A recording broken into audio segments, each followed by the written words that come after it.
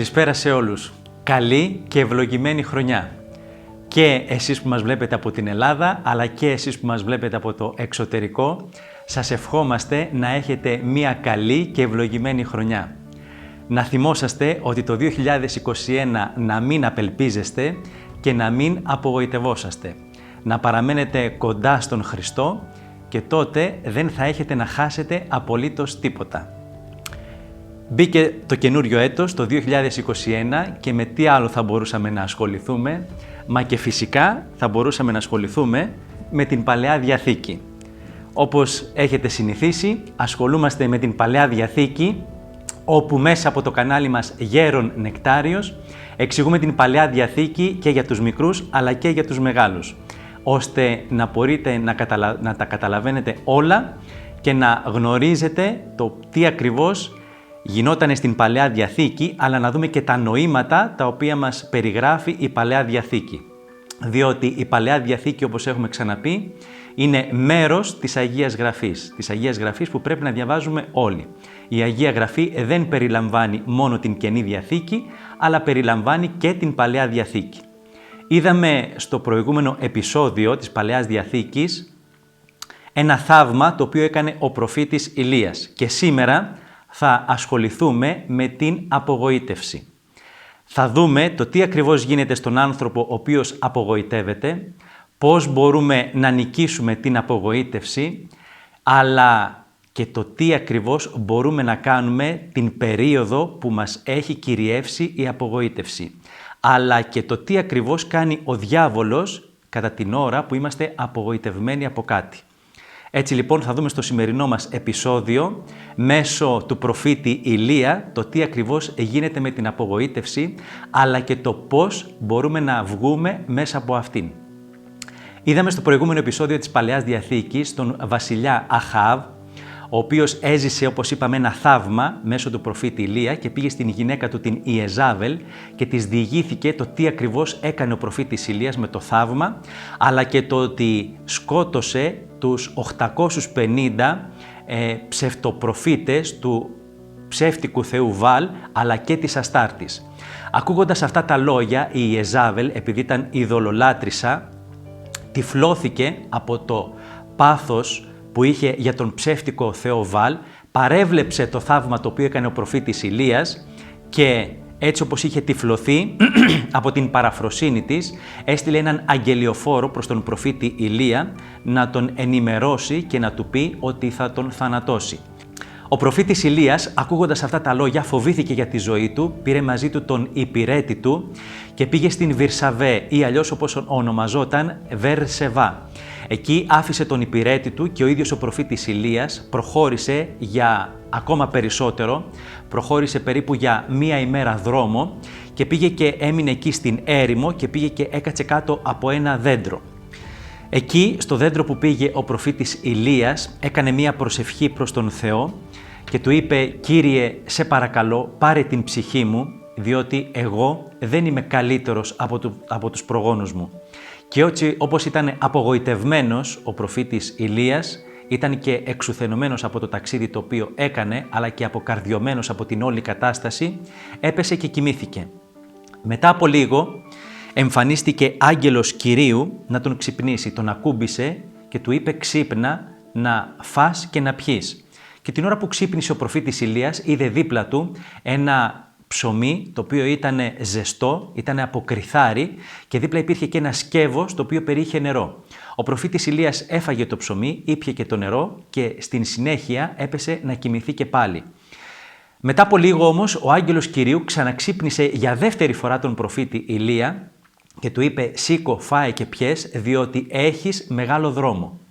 Τότε ο προφήτης Ηλίας σηκώθηκε για δεύτερη φορά, έφαγε το ψωμί και το νερό που βρήκε από τον άγγελο Κυρίου και προσέξτε τώρα τι μας λέει το κείμενο της Παλαιάς Διαθήκης. Μας λέει ότι με την δύναμη αυτής της τροφής, δηλαδή του ψωμιού και του νερού που του έδωσε ο άγγελος Κυρίου, με την δύναμη αυτή της τροφής προχώρησε για 40 ημέρες και 40 νύχτες, όπου έφτασε στο βουνό του Θεού, το οποίο ονομαζόταν Χορίβ. Ποιο είναι αυτό το βουνό του Θεού το οποίο ονομάζεται Χορίβ? Είναι το βουνό το οποίο εμφανίστηκε ο Θεός όπως έχουμε δει σε ένα προηγούμενο επεισόδιο της Παλαιάς Διαθήκης, στο βιβλίο της Εξόδου της Παλαιάς Διαθήκης, όπου εμφανίστηκε ο Θεός στον Μωυσή. Και αυτό το όρος Χορίβ είναι το γνωστό σε όλους μας όρος Σινά, διότι το όρος Σινά ονομάζεται και Χορίβ. Εκεί προχώρησε και πήγε ο προφήτης Ηλίας και όπως είδαμε και όπως λέει και το κείμενο της Παλαιάς Διαθήκης, πήρε τέτοια δύναμη από την τροφή αυτή, δηλαδή από ένα ψωμί και από νερό που του έδωσε ο άγγελος, και προχώρησε για 40 ημέρες και 40 νύχτες χωρίς να φάει τίποτε άλλο. Και έφτασε, όπως είπαμε, στο όρος Χορίβ, δηλαδή στο όρος Σινά, όπου εκεί βρήκε ένα σπήλαιο και έμεινε εκεί ο προφήτης Ηλίας. Σε αυτό λοιπόν το σπήλαιο, εκεί στο όρος Χορίβ, πήγε να διανυκτερεύσει ο προφήτης Ηλίας. Αυτό το σπήλαιο υπάρχει ακόμα και σήμερα και βρίσκεται λίγο πιο κάτω από την Αγία Κορυφή. Η Αγία Κορυφή είναι το μέρος όπου πήγε ο προφήτης Μωυσής και πήρε τις 10 εντολές από τον Θεό. Λίγο λοιπόν πιο κάτω από την Αγία Κορυφή υπάρχει το σπήλαιο του προφήτη Ηλία, όπου οι πατέρες από το μοναστήρι της Αγίας Εκατερίνης στο Σινά, έξω από το σπήλαιο όπου έμεινε ο προφήτης Ηλίας, έχουν φτιάξει ένα εκκλησάκι το οποίο είναι αφιερωμένο στον προφήτη Ηλία και το εορτάζουν την ημέρα που γιορτάζει ο προφήτης Ηλίας στις 20 Ιουλίου. Έτσι λοιπόν σε αυτό το σπήλαιο που πήγε ο προφήτης Ηλίας του εμφανίστηκε ο Θεός και του λέει «Ηλία, τι ζητάς εδώ πέρα?» Και ο Ηλίας του απάντησε και του είπε ότι «Κύριε Παντοκράτορα, εγώ αγωνίστηκα με ζήλο για εσένα, όμως οι Ισραηλίτες αθέτησαν τη διαθήκη σου, κατέστρεψαν όλα τα θυσιαστήρια και κατέσφαξαν όλους τους προφήτες. Είμαι ο μοναδικός προφήτης, ο οποίος έμεινα επάνω στη γη και μάλιστα οι εχθροί μου θέλουν να με θανατώσουν». Τότε ο Θεός είπε στον προφήτη Ηλία «Βγες έξω από το σπήλαιο αύριο και στάσου στο βουνό, διότι πρόκειται να περάσω». Έτσι λοιπόν την επόμενη ημέρα ένας μεγάλος και δυνατός άνεμος διέσχιζε τα βουνά και συνέτριβε τις πέτρες, αλλά μέσα σε αυτόν τον άνεμο δεν ήταν ο Θεός. Μετά έγινε ένας μεγάλος σεισμός, όπου και στον σεισμό δεν ήταν μέσα στον σεισμό ο Θεός. Και μετά τον σεισμό ήρθε μια μεγάλη φωτιά, αλλά ούτε μέσα στην φωτιά ήταν ο ίδιος ο Θεός. Και μετά ακούστηκε ένας ήχος από ένα δροσερό αεράκι, από ένα ελαφρύ αεράκι. Μάλιστα, όπως μας αναφέρει το κείμενο της Παλαιάς Διαθήκης, μας λέει ότι ήταν μία φωνή άβρας λεπτής, όπου ακούστηκε και εκεί κατάλαβε ο προφήτης Ηλίας ότι μέσα από αυτήν την φωνή ήταν μέσα ο ίδιος ο Θεός. Καταλαβαίνοντας λοιπόν ο προφήτης Ηλίας ότι ήταν ο ίδιος ο Θεός, σκεπάστηκε με την κάπα του και στάθηκε μπροστά από το σπήλαιο και ο Θεός τον ρώτησε για δεύτερη φορά «Ηλία, τι ακριβώς κάνεις εδώ πέρα?» Και για δεύτερη φορά ο προφήτης Ηλίας του απάντησε ακριβώς ό,τι του απάντησε και την πρώτη φορά. «Εγώ, κύριε Παντοκράτορα, αγωνίστηκα με ζήλο για εσένα, αλλά όμως οι Ισραηλίτες αθέτησαν την διαθήκη σου, κατέστρεψαν όλα τα θυσιαστήρια και κατέσφαξαν όλους τους προφήτες. Έχω μείνει ο μόνος προφήτης επάνω στη γη και μάλιστα οι εχθροί μου προσπαθούν να με θανατώσουν».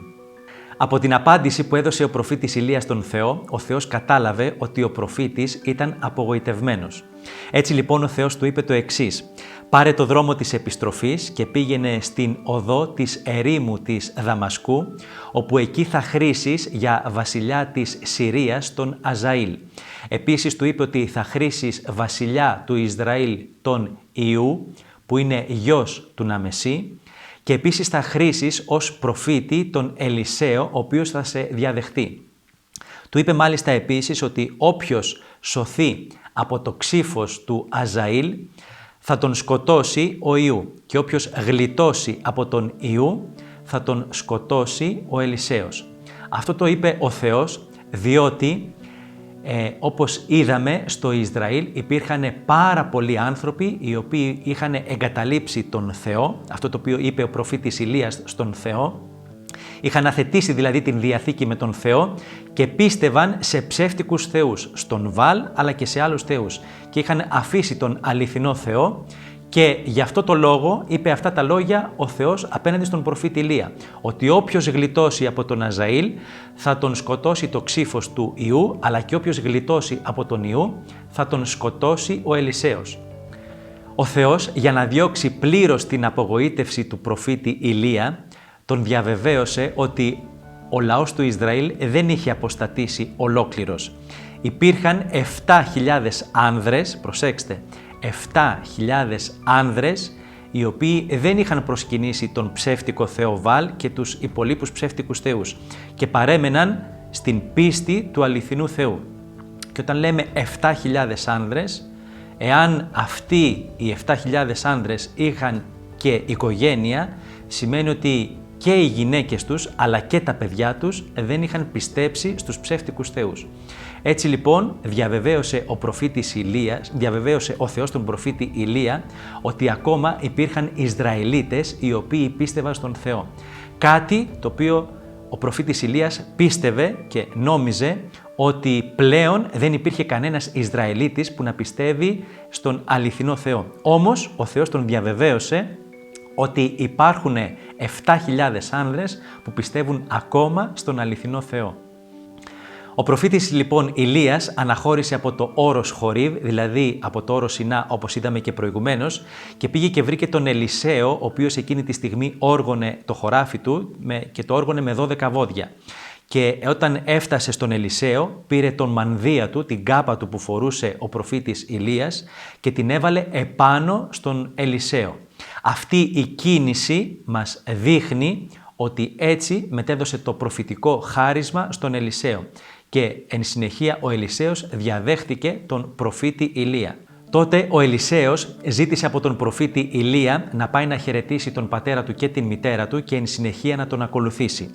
Ο Ελισέος πήγε, χαιρέτησε τους γονείς του και μάλιστα τα 12 βόδια τα οποία είχε και όργωνε τα θυσίασε στον Θεό, έδωσε το κρέας σε όλο τον λαό και έφαγε και εν συνεχεία ακολούθησε τον προφήτη Ηλία όπου έγινε και υπηρέτης του. Είδαμε στο σημερινό μας επεισόδιο της Παλαιάς Διαθήκης την απογοήτευση την οποία ένιωσε και έζησε ο προφήτης Ηλίας. Γιατί όμως ένιωσε αυτή την απογοήτευση? Αυτή την απογοήτευση την ένιωσε διότι είχε πλάσει μέσα στο μυαλό του κάτι το οποίο ήταν ψεύτικο. Και όταν αυτό το ψεύτικο έγινε πραγματικότητα, κάτι σαν να γκρεμίστηκε από μέσα του.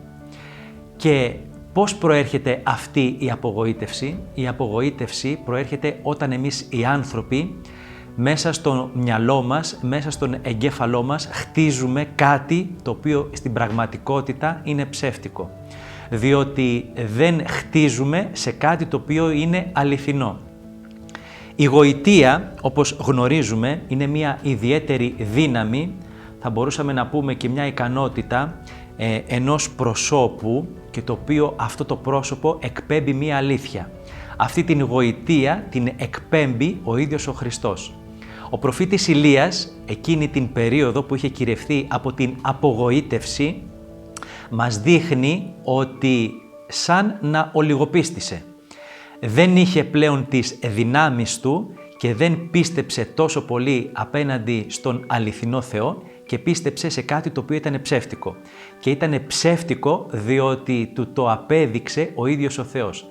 Ενώ ο προφήτης Ηλίας είχε πλάσει μέσα στον εγκέφαλό του ότι πλέον δεν υπήρχε κανένας Ισραηλίτης ο οποίος πίστευε στον αληθινό Θεό, εν τούτης έρχεται ο ίδιος ο Θεός να του επιβεβαιώσει και να του διώξει αυτήν την απογοήτευση την οποία είχε πλάσει μέσα στον εγκέφαλό του και να του πει ότι τελικά δεν είναι τα πράγματα έτσι όπως τα έχεις μέσα στον εγκέφαλό σου, αλλά υπάρχουν 7.000 άνδρες οι οποίοι πιστεύουν στον αληθινό Θεό. Έτσι λοιπόν η απογοήτευση θα μπορούσαμε να πούμε ότι είναι ένα δυσάρεστο συναίσθημα το οποίο προκαλείται στον άνθρωπο όταν δεν πραγματοποιείται αυτό το οποίο έχει πλάσει μέσα στον εγκέφαλό του. Και για να μην ερχόμαστε στην απογοήτευση θα πρέπει να έχουμε το νου μας στον Ιησού Χριστό. Να πιστεύουμε στον Ιησού Χριστό και να στηρίζουμε τις ελπίδες μας εκεί. Διότι όποιος στηρίζεται σε κάτι το οποίο είναι αληθινό και πραγματικό, τότε δεν έχει λόγο να απογοητευτεί. Και δεν θα πρέπει να ξεχνάμε ότι πίσω από την απογοήτευση υπάρχει ειδικό δαιμόνιο, το οποίο κάνει τους ανθρώπους να απογοητεύονται. Και εν συνεχεία, μετά την απογοήτευση, έρχεται ένα άλλο δαιμόνιο, το οποίο φέρνει την απελπισία στους ανθρώπους. Και αυτά τα δύο δαιμόνια κάνουν πάρα πολύ κακό στον άνθρωπο. Και το δαιμόνιο της απογοήτευσης, αλλά και το δαιμόνιο της απελπισίας. Έτσι λοιπόν, όταν στηριζόμαστε στον Χριστό, δεν έχουμε να απογοητευτούμε από τίποτα στην ζωή μας.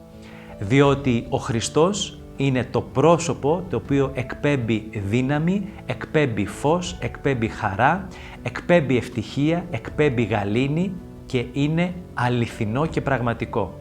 Όταν λοιπόν εγώ έχω μέσα στο μυαλό μου και μέσα στην καρδιά μου και στην ψυχή μου τον Χριστό, τότε δεν έχω να απογοητευτώ από τίποτα. Έτσι λοιπόν, για όσα θα συμβαίνουν στη ζωή μας, είτε για κάποια που έχουν συμβεί, είτε για κάποια τα οποία πρόκειται να συμβούν στη ζωή μας, να θυμόσαστε ότι δεν πρέπει να απογοητευόμαστε. Να στηρίζουμε την ελπίδα μας στον Θεό και να πιστεύουμε στον Θεό και τίποτα δεν πρόκειται να μας στεναχωρήσει. Θα πρέπει να μάθουμε να αγαπάμε τον Θεό και όταν θα μάθουμε να αγαπάμε πραγματικά τον Θεό, τότε να ξέρετε ότι δεν υπάρχει κάτι το οποίο να μας απογοητεύσει. Όταν αγαπήσουμε πραγματικά τον Θεό, τότε η λέξη απογοήτευση θα χαθεί από το λεξιλόγιό μας και από τον εγκέφαλό μας. Αυτά είχα να σας πω στο σημερινό μας επεισόδιο της Παλαιάς Διαθήκης, από την σειρά του καναλιού μας Λόγια της Παλαιάς Διαθήκης, όπου όπως έχουμε πει εξηγούμε την Παλαιά Διαθήκη με απλά λόγια, τόσο για τους μικρούς όσο και για τους μεγάλους. Σας εύχομαι για ακόμα μία φορά ευλογημένο το νέο έτος, το οποίο θα είναι κοντά στον Χριστό και μακριά από κάθε απογοήτευση και από κάθε απελπισία. Εσείς που ήρθατε για πρώτη φορά στο κανάλι μας, να μην ξεχνάτε να παρακολουθείτε τα βίντεο τα οποία ανεβάζουμε στο κανάλι μας, εάν σας άρεσαν βέβαια, και εάν σας άρεσαν μπορείτε να κάνετε την εγγραφή σας, η οποία είναι δωρεάν. Κάτω από το βίντεο το οποίο βλέπετε αυτή τη στιγμή μπορείτε να πατήσετε το κουμπάκι το οποίο γράφει εγγραφή. Διότι πολλοί από εσάς μπαίνετε μέσα στο κανάλι, βλέπετε διάφορα βίντεο και ακόμα την εγγραφή σας δεν την έχετε κάνει. Έτσι λοιπόν μην αναβάλλετε την εγγραφή, η οποία είναι μια εγγραφή για την πνευματική σας ζωή. Και επίσης, εσείς που έχετε Facebook, μπορείτε να αναρτήσετε αυτό το βίντεο, ώστε να το δουν και φίλοι σας και συγγενείς σας, για να βοηθούν και εκείνοι και να μάθουν στην ζωή τους να μην απελπίζονται. Διότι ο άνθρωπος που στηρίζεται στον Θεό δεν απελπίζεται ποτέ. Σας ευχαριστώ πολύ που με ακούσατε, αλλά θα ήθελα να σας ευχαριστήσω ακόμα περισσότερο, όχι γιατί ακούσατε εμένα, αλλά γιατί μείνατε τόση ώρα να παρακολουθήσετε ένα βίντεο το οποίο είναι για την δική σας ψυχική ωφέλεια.